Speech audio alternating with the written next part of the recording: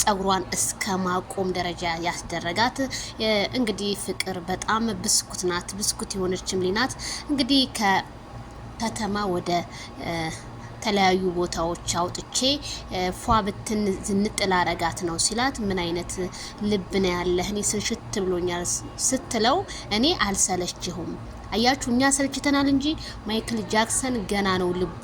ምንም በቃ እንዴ ኢትዮጵያ ሀገራችን ላይ እኮ አይሰለችም። እኛ ውጭ ሀገር ያለ ነው እንጂ የምንሰለቸው ማለት ነውና ምንም እንዳልሰለችና እንደውም ፍቅርን ምርጫ እንዳደረገ በዛ ላይ የሆነ ሰው ሰርፕራይዝ ላደርግሽ ላንጣት እያለ ነው። እኔ ግን ሰርፕራይዝ ሄርሜላ ሊያመጣት ይሆን ወይ?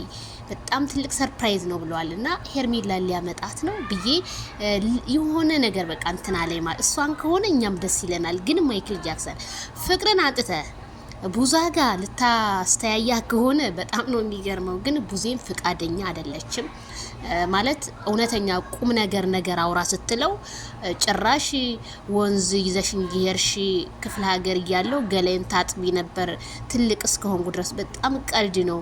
ጆሮ ጌጥሽ በጣም ተለቀ እኔ ወርቅ ገዛልሻለሁ ምናምን እያላት እንግዲህ ሙድ እየያዘ ነው እንጂ ቁም ነገር ከዚህ ከቪዲዮ አላየውበትም። እና ምንድነው በጣም የገረመኝ ነገር ፍቅር እኮ የራሷ የሆነ እንትን ያላት ልጅ ናት። እንዴት ፍቅርን መረጥካት? የሆነ ህዝብ ውስጥ እኮ ጥያቄ ነው የፈጠረበት። ሌላ ሰው እንኳን በትል ኦኬ ብለን እንቀበላለን። ግን ፍቅር የመጀመሪያ ድንግሏን የወሰድከው አንተ ነህ እንዴ ሳናቀው?